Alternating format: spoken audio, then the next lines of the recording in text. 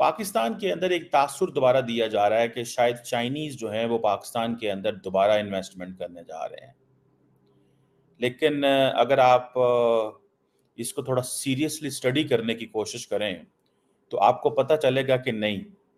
وزیر اعظم کے دورہ چین کے باعث وفاقی بجٹ تاخیر کا شکار ہو گیا۔ بلوچستان میں مزدوروں کے قتل میں ملوث 2 افراد کو گرفتار کیا گیا۔ وزیر داخلہ بلوچستان ضیاء لانگو نے کوئٹہ میں پریس کانفرنس کرتے ہوئے بتایا کہ گرفتار دونوں دہشت گردوں کا تعلق کلدم BLA سے ہے۔ کراچی میں شدید گرمی کے باوجود کہ الیکٹرک کی ستم ظریفی جاری، شہر کے متعدد علاقوں میں غیر اعلانیہ لوڈ شیڈنگ سے شہری بدحال۔ اس کے مطابق چین نے مطالبہ کیا ہے کہ چین کے جو نجی بجلی گھر ہیں ان کے واجبات فوری طور پہ ادا کیے جائیں۔ اس وقت کوئی 523 ارب روپے کے واجبات ہیں۔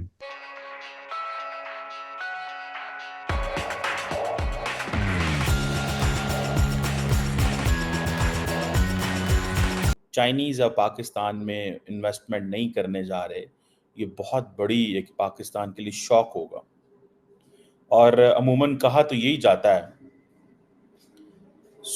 یہ میں آپ کو بڑی اوتھینٹک بات بتا رہا ہوں، کہا یہ جاتا ہے کہ جو بھی پاکستان کے آفیشلز آپ کو بتائیں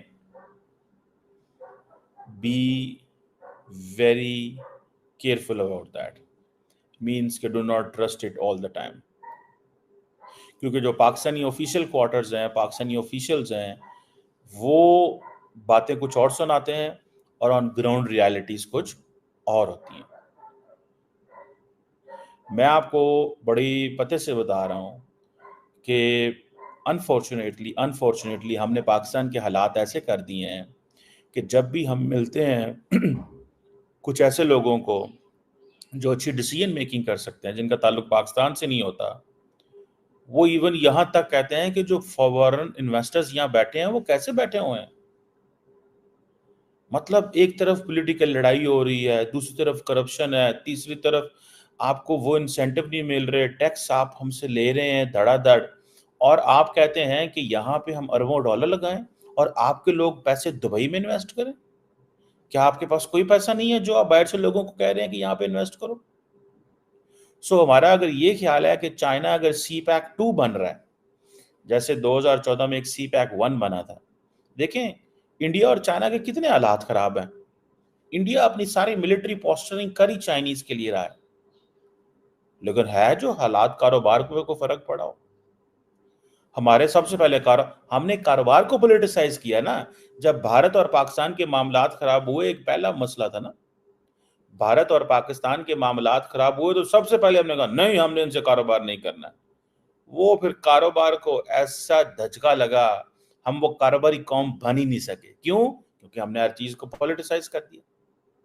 اگر ہم ایک کاروباری قوم ہوتے تو ہمارا باقی چیزوں پہ دھیان نہ ہوتا، لیکن پہلے ساڑھے غیرت تھی، یہ تو وہ پھڑ لو چھڑ لو، ایک کر دیں گے، وہ کر دیں گے، آگ لگا دیں گے، مار دیں گے، بم چلا دیں گے۔ اینڈ دین آج کیا ہو رہا ہے؟ آج گلی گلی بم چل رہے ہیں۔ وہ ایک بڑا بم نہیں چلا، لیکن گلی گلی چل رہے ہیں۔ کبھی کوئی بلیسفیمی کے نام پہ موب جسٹس کر رہا ہوتا ہے، کبھی کوئی عیسائیوں پہ حملہ کر رہا ہے، کبھی کوئی احمدیوں پہ حملہ کر رہا ہے، کسی خاتون نے حلوے والا قمیض پہن لیا، انہوں مارن لگ پہندے نے۔ ٹھیک ہے جی، مطلب that's how we are going۔ So China Pakistan economic جو کوریڈور ہے، it is not going for a revival۔ اور آپ کو یاد ہوگا کہ میں نے اس حوالے سے تھوڑا سا آپ کو بتایا تھا کہ لاسٹ ٹائم جب اسحاق ڈار صاحب گئے تھے ادھر چائنا، تو ڈسکشن کس پہ ہوئی تھی؟ کاؤنٹر ٹیررزم پہ، کاؤنٹر ٹیررزم پہ ڈسکشن ہوئی تھی۔ یہ وہ ٹاپک ہے جس کو ہمیں چائنا کے ساتھ ڈسکس نہیں کرنا چاہیے، ٹیررزم، لیکن پھر ہو اب پرائم منسٹر صاحب پھر جا رہے ہیں 4 کو وہاں پہ۔ آئی وش کہ چائنیز پیسے لگائیں، لیکن سننے میں یہی آ رہا ہے چائنا کیا کرتا ہے، ان کے پاس بڑے ڈفرنٹ قسم کے سورسز ہوتے ہیں انویسٹمنٹ کرنے کے لیے، ان کی فارن منسٹری بھی ہوتی ہے، وہ بھی کرتی ہے۔ اسی طرح چین نے یہ بھی کہا کہ اپنے زر مبادلہ کے ذخائر میں آپ اضافہ کریں اور چین کی فائنینشیل کمپنیز کے ساتھ آپ کے جو معاملات ہیں ان کو سلجھائیں، اور یہ تمام مطالبات کیے گئے ہیں وزیر اعظم کے ممکنہ دورے سے پہلے. انہوں نے بیجنگ جانا ہے اور اس کی تیاری ہو رہی ہے. اس کے ساتھ ہی پھر 24 مئی کو احسن اقبال صاحب کا ایک بیان چھپا دی نیوز اخبار میں، جس میں انہوں نے یہ بھی کہا کہ 2018 سے لے کے 2022 یعنی عمران خان کی حکومت کے دوران سی پیک پہ کام بالکل بند ہو کر رہ گیا تھا.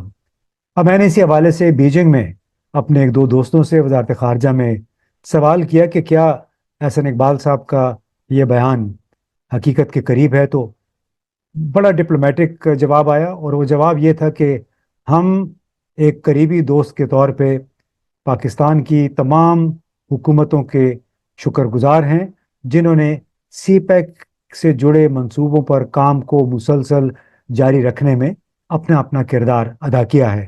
یعنی عملاً احسن اقبال صاحب کو ایک لحاظ سے انہوں نے جھوٹا قرار دیا، غلط ان کے بیان کو قرار دیا، جو کہ انہوں نے کہا کہ 2018 سے 2022 کے درمیان سی پیک پہ کام بند ہو گیا تھا.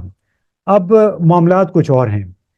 میں نے یہ بھی پوچھا ہے چینی ذرائع سے بیجنگ میں کہ جو مین لائن 1 جو ریلوے کا پروجیکٹ ہے اور اس کے علاوہ کراکورم ہائی وے کی اپ گریڈیشن کا ہے، تو کیا وہ معاملات طے پا گئے ہیں؟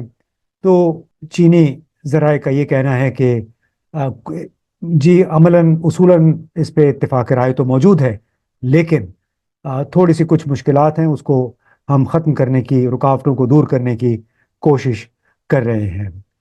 اب اس سے کچھ تاثر اچھا نہیں ملتا، اور اب یہ لگ رہا ہے رفتہ رفتہ کہ اگر آئی ایم ایف کو دیکھیں، سعودی عرب کو دیکھیں، متحدہ عرب امارات کو یا چین کو، یہ لگتا ہے کہ دوست ممالک نے ہمارے حکمرانوں کی ایک جو مسلسل روش رہی ہے کہ بھیک مانگنی ہے، قرضے مانگنے ہیں، قرضے پھر واپس نہیں کرنے یا قرضے چکانے کے لیے نئے قرضے لینے ہیں، بلند و بانگ دعوے کرنے ہیں، جھوٹے وعدے کرنے ہیں، اور یہ سلسلہ چلا ہوا ہے سالہ سال سے. اور اب لگتا ہے کہ چین جیسے دوست ملک بھی تھوڑا سا انسیٹل ہو گیا ہے، انکمفرٹیبل ہے.